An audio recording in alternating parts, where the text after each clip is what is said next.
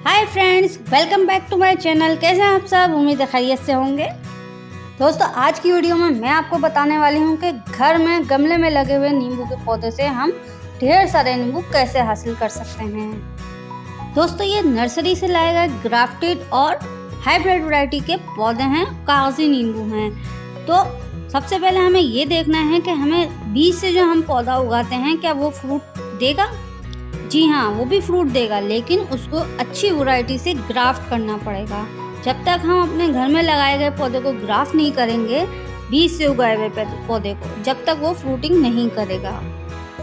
दोस्तों, अक्सर ये होता है कि नर्सरी से लाए गए पौधे को जब हम घर पे लाते हैं तो वो फ्रूट ही नहीं देता।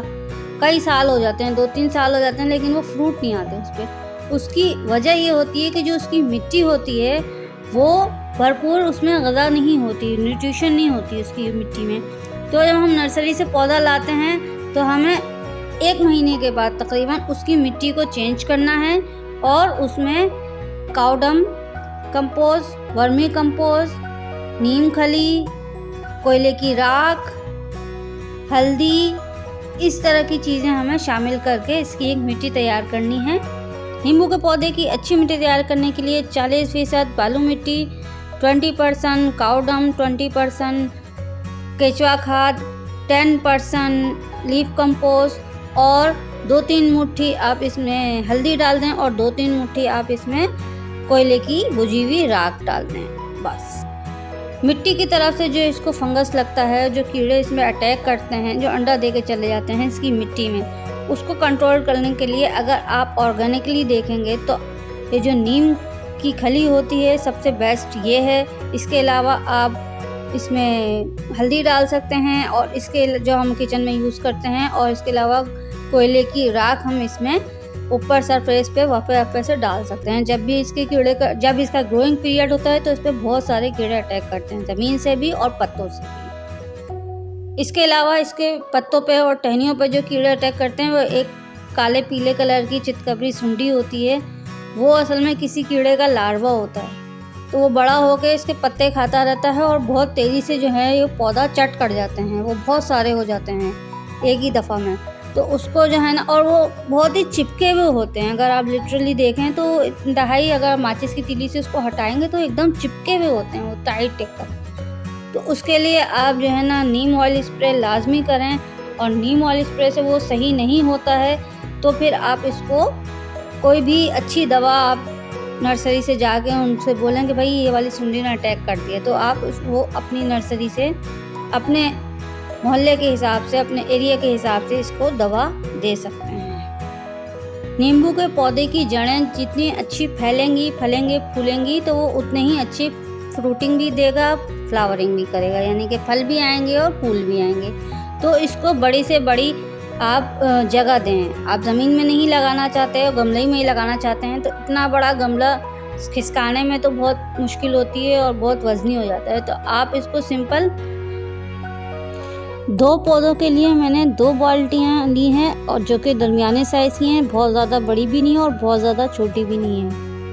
यूजलेस बाल्टी थी, रखी हुई थी, और इसको जो है ना हमने प्रॉपर ड्रेनेज होल बनाए हैं और इसके साइड में भी हमने होल करे हैं नीचे से भी, ताकि एयर सर्कुलेशन इसकी बनी रहे।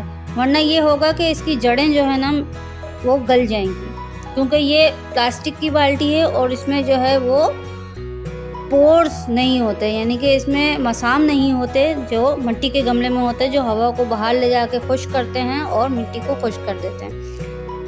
इसके अलावा आपने इसको ओवर वाटरिंग नहीं करनी, चाहे आप गमले में लगाएं चाहे आप प्लास्टिक की बाल्टी में लगाएं। इसमें हमेशा पानी आप जब ही दें जब इसकी 2 इंच की मिट्टी ऊपर से खुश्क नज़र आए। हाथ से टच करके देखें तभी इसमें पानी लगाएं। जहाँ तक इसकी धूप की बात है कि इसको धूप, सनलाइट इसको कितनी चाहिए, तो इसको भरपूर धूप चाहिए। लेकिन इसका मतलब ये नहीं है कि जून जुलाई की गर्म सख्त तेज़ धूप, कड़कती धूप में आप इसको रख दें और ये झुलस जाए, क्योंकि उस वक्त हवा भी गर्म और खुश्क होती है, लू चल रही होती है। तो उस सिचुएशन में आपको, जब लू चल रही हो जून जुलाई की धूप में, आप इसको पार्शियल शेड में रखें, यानी कि इसके ऊपर कोई शेड या छप्पर वगैरह डाल दें। इसके अलावा सख्त सर्दी में भी इसकी इसी तरह देखभाल की जाएगी कि इसको शेड में ले लें आप, यानी कि इसके ऊपर कोई तिरपाल करके कोई चादर तान दें, कोई छप्पर डाल दें टेम्प्रेरी तौर पर, या परमानेंट आप इसमें ऊपर जाल लगवा दें। जब आपके पौधे में फूल आने लगें तो आप इसको गोबर की, अच्छी वाली गोबर की खाद आप इसको दें, हर 15 दिन में दें।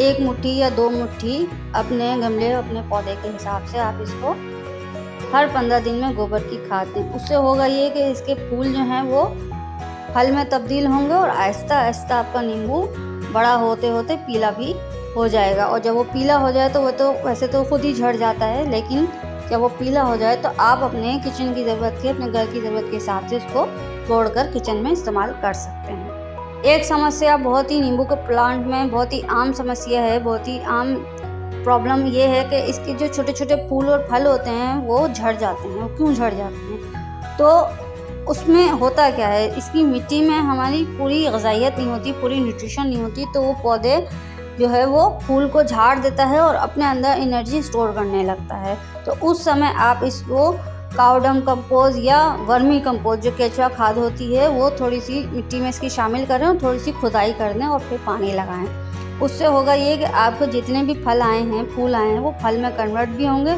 और धीरे धीरे वो बड़े होकर पक भी जाएंगे।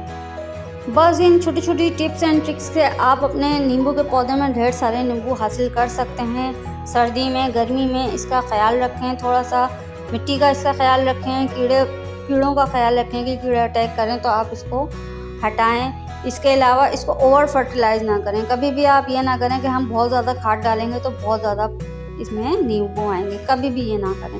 लिमिटेड खाद डालें और हर महीने इसको खाद दें। यानी कि 1 महीने आपने लीफ कंपोस्ट दिए, दूसरे महीने काउडंग दिए, तीसरे महीने वर्मी कंपोस्ट दिए, चौथे महीने किचन वेस्ट कंपोस्ट दिए। इस तरह की इसको बदल बदल के खादें दें और कभी भी इसको आप NPK और यूरिया खाद वगैरह ना दें, हमेशा इसको ऑर्गेनिक खाद दें। तो देखा आपने दोस्तों, इसी तरह की छोटी छोटी बातों का ख्याल रखकर आप भी अपने घर में ढेर सारे नींबू हासिल कर सकते हैं, वो भी गमले में लगे हुए पौधे से। तो इसी तरह की यूजफुल टिप्स एंड ट्रिक्स के लिए देखते रहिए दुआ गार्डनिंग। दुआ गार्डनिंग को लाइक करें, सब्सक्राइब करें। Thanks for watching, take care.